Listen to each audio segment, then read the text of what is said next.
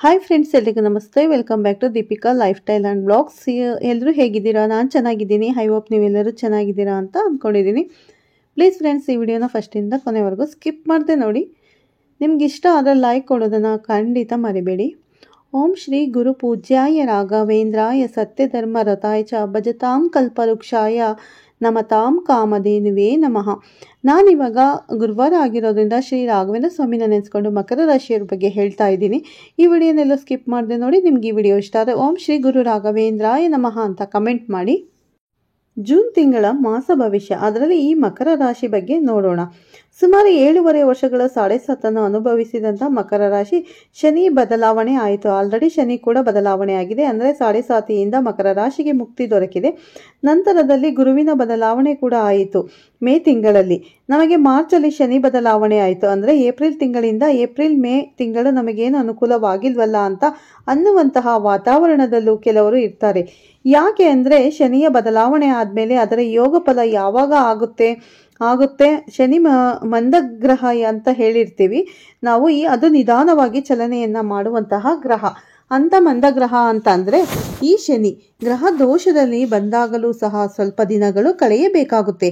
ಅದರ ಎಫೆಕ್ಟ್ ಗೊತ್ತಾಗಲಿಕ್ಕೆ ಶನಿ ತಮಗೆ ಯೋಗಕ್ಕೆ ಬದಲಾವಣೆ ಆದಾಗ ಶುಭ ಫಲಕ್ಕೆ ನಮಗೆ ಬಂದಾಗಲೂ ಸಹ ಅದರ ಗೋಚಾರಕ್ಕೆ ನಾವು ಬರಲಿಕ್ಕೆ ಸ್ವಲ್ಪ ಸಮಯವನ್ನು ತೆಗೆದುಕೊಳ್ಳುತ್ತೆ. ಅಂದರೆ ಕಡಿಮೆ ಅಂದರೆ 3 ತಿಂಗಳುಗಳ ಕಾಲ ತೆಗೆದುಕೊಳ್ಳುತ್ತೆ. ಆದ್ದರಿಂದ ಶನಿ ಬದಲಾವಣೆ ಆದ ತಕ್ಷಣ ಮಾರನೇ ಬೆಳಗ್ಗೆನೇ ನಮಗೆ ಯೋಗ ಬರಬೇಕು, ಅನುಕೂಲವಾಗಬೇಕು ಅಂದರೆ ಖಂಡಿತ ಆಗೋದಿಲ್ಲ. ಇದೆಲ್ಲ ಸಾಧ್ಯ ಇಲ್ಲ. ಸಮಯ ಬೇಕು ಸ್ವಲ್ಪ. ಈ ಸಮಯವನ್ನು ಅದು ತೆಗೆದುಕೊಳ್ಳುತ್ತೆ. ಅದೇ ರೀತಿಯಲ್ಲಿ ಮಕರ ರಾಶಿಯವರಿಗೆ ಗುರುವಿನ ಯೋಗ ಫಲವು ನಿಮಗೆ ಆರಂಭವಾಯಿತು. ಗುರುವಿನ ಯೋಗ ಫಲ ಮೇ ತಿಂಗಳಲ್ಲಿ ನಿಮಗೆ 23ನೇ ತಾರೀಕಿನಿಂದ ಅಂದರೆ ಮೇ ತಿಂಗಳು 14ನೇ ತಾರೀಕಿನಿಂದ ಆರಂಭವಾಯಿತು.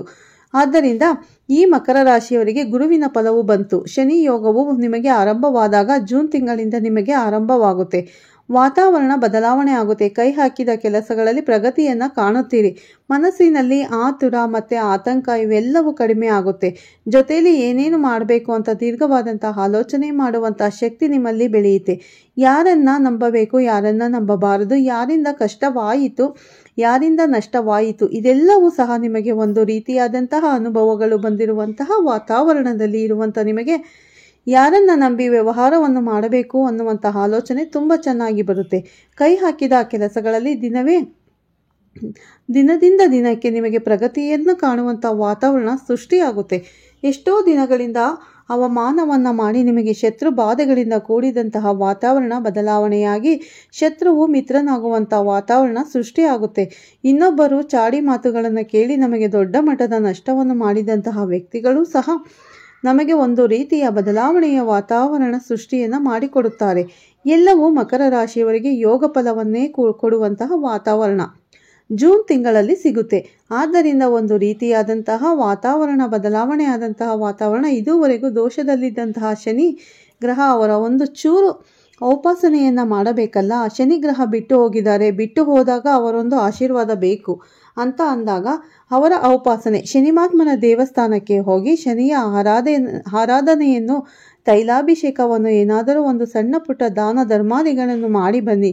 ಇನ್ನೂ ಅನುಕೂಲವಾಗುತ್ತೆ. ಯಾಕಂದರೆ ನಿಮ್ಮ ರಾಶಾಧಿಪತಿನೇ ಶನಿ ಗ್ರಹ. ಆದ್ದರಿಂದ ಶನಿಯ ಉಪಾಸನೆ ಸದಾಕಾಲ ನೀವು ಮಾಡುತ್ತಲೇ ಇರಬೇಕು. ಈ ರಾಶಿ ಅಧಿಪತಿಯಾದವನೇ ಅವನ ಶನಿ ಇರೋದ್ರಿಂದ ಶನಿಯ ಧ್ಯಾನ, ಶನಿಯ ಉಪಾಸನೆ, ಅವರ ಪಠಣವನ್ನು ಮಾಡುವಂಥದ್ದು, ಅವನ ನಾಮಾವಳಿಯನ್ನು ಧ್ಯಾನಿಸುವಂಥದ್ದು, ಅಂದರೆ ಶನಿಯ ನಾಮವನ್ನು ಧ್ಯಾನಿಸುವಂಥದ್ದು, ಉಪಾಸನೆ ಮಾಡುವಂಥದ್ದು ನೀವು ಸದಾ ಕಾಲ ಯಾವಾಗಲೂ ಸಹ ಮಾಡುತ್ತಲೇ ಇರಬೇಕಾಗುತ್ತದೆ. ಆದ್ದರಿಂದ ಜೊತೆಯಲ್ಲಿ ನಿಮಗೆ ಗುರುವಿನ ಯೋಗ ಫಲ ಬಂತು ಅಂದರೆ ಗುರುವಿನ ಬಲ ಜೊತೆಯಲ್ಲಿ ಬುಧ ಗ್ರಹ ಯೋಗ ಫಲ, ಅದರ ಜೊತೆಯಲ್ಲಿ ನಿಮಗೆ ರವಿಯ ಯೋಗ ಫಲ ಎಲ್ಲವೂ ಕೂಡುವುದರಿಂದ ನಿಮಗೆ ರವಿ ಕೀರ್ತಿ ಅಭಿವೃದ್ಧಿಯನ್ನು ಮಾಡ್ತಾರೆ. ಬುಧ ಗ್ರಹ ಬಿಸ್ನೆಸ್ ಲಾಭ ತಂದು ಕೊಡ್ತಾರೆ. ಗುರುವು ಹೊಸ ಕೆಲಸಗಳನ್ನು ಆರಂಭ ಮಾಡಿಕೊಡುತ್ತಾರೆ. ಇಷ್ಟೆಲ್ಲವೂ ಯೋಗ ಫಲ ಶನಿಯ ದೃಷ್ಟಿ ಬದಲಾವಣೆ ಆದ ನಂತರದಲ್ಲಿ ಬಂದಿರುವುದರಿಂದ ದೊಡ್ಡ ಮಟ್ಟದ ಲಾಭದ ದಿನಗಳು ಜೂನ್ ತಿಂಗಳಿಂದ ನಿಮಗೆ ಆರಂಭವಾಗುತ್ತೆ. ಇನ್ಮೇಲೆ ನೀವು ಹೇಳ್ತಿರೋ ಜೂನ್ ತಿಂಗಳಿಂದ ನಮಗೆ ವ್ಯವಹಾರಗಳು ಒಂದೊಂದಾಗಿ ಪ್ರಗತಿಗೆ ಬರ್ತಾ ಇದೆ, ಒಂದೊಂದಾಗಿ ನಮಗೆ ಕೈಗೊಳ್ತಾ ಇದೆ. ವ್ಯವಹಾರದಲ್ಲಿ ತುಂಬ ನಿಮಗೆ ಅನುಕೂಲವಾಗಿರುವಂಥ ವಾತಾವರಣಗಳು ಈಗ ನಿರ್ಮಾಣವಾಗ್ತಿದೆ ಅನ್ನುವಂತಹ ವಾತಾವರಣ ಖಂಡಿತವಾಗಿ ಬರುತ್ತೆ ಅಂತ ಮಕರ ರಾಶಿಯವರಿಗೆ ಹೇಳಬಹುದು. ನಮಸ್ಕಾರ. ಮಕರ ರಾಶಿಯವರಿಗೆ 7.5 ಮುಕ್ತಿ ದೊರಕಿದೆ ಅಂದಮೇಲೆ ಅವರು ಮಕರ ರಾಶಿಯಿಂದ ಶನಿ ಹೊರಗಡೆ ಬಂದು 3 ತಿಂಗಳು ಆಗಿದೆ. ಇನ್ನು ಮೇಲೆ ಅವರಿಗೆ ಒಳ್ಳೆಯ ಶುಭ ಫಲಗಳು ಅನ್ನೋದು ಆರಂಭವಾಗುತ್ತೆ.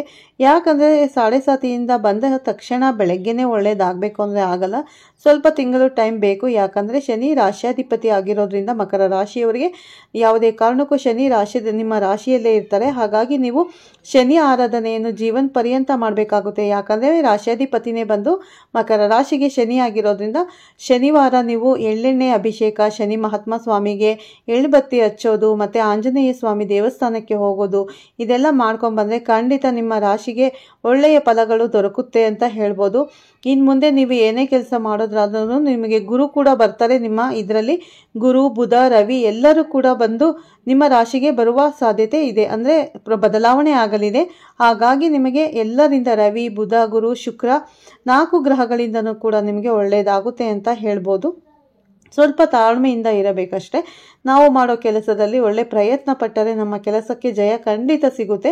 ಯಾವುದೇ ಕಾರಣಕ್ಕೂ ಶನಿ ಮಹಾತ್ಮ ಸ್ವಾಮಿ ನಿಮ್ಮನ್ನು ಕೈ ಬಿಡೋದಿಲ್ಲ. ರಾಶ್ಯಾಧಿಪತಿ ಶನಿ ಆಗಿರೋದ್ರಿಂದ ಯಾವ ಕಾರಣಕ್ಕೂ ನಿಮ್ಮನ್ನು ಶನಿ ಬಿಡೋದಿಲ್ಲ, ಒಳ್ಳೆಯ ಫಲಗಳನ್ನು ನೀಡ್ತಾರೆ ಶನಿ ಇನ್ನು ಮುಂದೆ.